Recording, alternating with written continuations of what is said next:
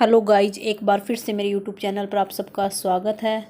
और एक बार फिर से बात करने जा रहे हैं हम अरमान मलिक के बड़े भाई कालू के बारे में। जी हाँ, आपने मेरा आज की वीडियो भी देखी होगी और सरोज और कालू का ब्लॉग भी देखा होगा, जिसमें मैंने बताया था कि अरमान का बड़ा भाई कालू रिहैब सेंटर से आ गया है। और कल की वीडियो में देखा होगा आपने कि सरोज और कालू ने एक ब्लॉग भी बनाया था। तो बस लोग उनको मैसेज भी कर रहे थे कि अब जैसे ही कालू घर आया है अब वो कंट्रोवर्सी क्रिएट करेगा, पैसे कमाएगा और फिर नशे करेगा। और ये बात लोगों की सच भी हो गई, क्योंकि आज एक सरोज का ब्लॉग तो क्या बोलें, वीडियो आया शाम को 6 बजे अभी, कि मतलब जो हर बार होता है, पिछले इतने सालों से होते आ रहा है, आज फिर से कालू ने वही कर दिया है। मतलब घर में वही तोड़ फोड़, मारा पीटी जो भी वो जैसे करता है वही सब कुछ। तो इस बार तो उसने मतलब कंट्रोवर्सी पहले से ही क्रिएट हो रखी थी उसकी, क्योंकि सरोज ने बताया कि 4 तारीख को उसने अपने किसी भाई का बताया कि उसके भाई का फ़ोन आया था। उसने रिहैब सेंटर का फ़ोन नंबर लिया और वहाँ पे फ़ोन करके कालू को भड़काया। और कालू का अपना दिमाग तो है नहीं। कालू को बोला गया कि तेरी वाइफ और तेरा बेटा ही ये सब कुछ कर रहे हैं, उनके पास तो 14-15 हज़ार रुपये भी नहीं है कि तुझे यहाँ से निकाल सके।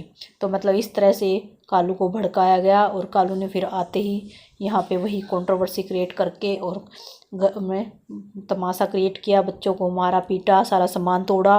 पर इस बार सरोज ने बोला है कि वो भी चुप बैठने वाली नहीं है, उसको चाहे कुछ भी करना पड़े वो कोर्ट केस करेगी अपने और अपने बच्चों की जान बचाने के लिए, क्योंकि उसको 20 साल हो गए हैं इस परिवार में ये सब कुछ झेलते हुए।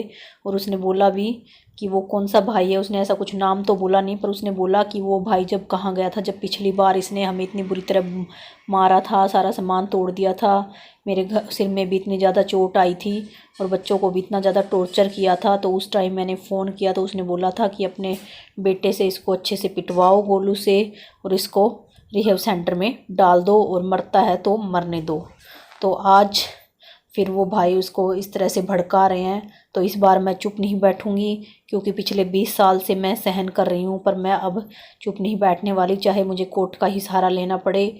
और जितना भी सामान है घर में वो सब मैंने अपने पैसों से बनाया, तो मैं सामान तो लेके जाऊंगी कहीं भी जाऊंगी। तो पर इस घर में तो मुझे मेरी जान का खतरा है, मेरी और मेरे बच्चों की। तो ये सब सरोज बोलती हुई नजर आई। तो भाई जो भी है, कालू की बहुत ज़्यादा गलत बात है कि भाई इतने बड़े बड़े बच्चे हो रखे हैं और इस तरह से मतलब बच्चों को टॉर्चर करना, मारना पीटना और फिर नशा करके पड़े रहना। तो ये सब तो बहुत ज़्यादा गलत है। और जो मतलब भड़का रहे हैं, जो भाई, उसने किसी का नाम नहीं लिया, तो हो सकता है वो अपने देवर की ही बात कर रही हो, क्योंकि या फिर हो सकता है कोई रिश्तेदारी में से भाई हो, उसके लिए भी उसने बोला कि मैं आगे सबको एक्सपोज करूँगी, पूरी फैमिली को। तो फैमिली को भी एक्सपोज करने से क्या हो जाएगा, वो तो कालू को समझना चाहिए। उसका अपना खुद का कोई दिमाग नहीं है क्या, कि भाई इतना नुकसान हो रहा है, उसकी पत्नी जो बच्चों को पाल रही है और फिर उसी को मारता पीटता है, अपने बच्चों को परेशान करता है। तो ये तो सब गलत है। तो काफ़ी लोग उनको मैसेजेस भी कर रहे हैं कि आप इसको, फिर आपको पता है कि ये ऐसा है, फिर इसको निकाल कर ही क्यों लाते हैं। तो फिर लोगों को भी देखो समझना चाहिए कि जो रिहैब सेंटर है वहाँ पे कोई फ्री में नहीं खिलाता है।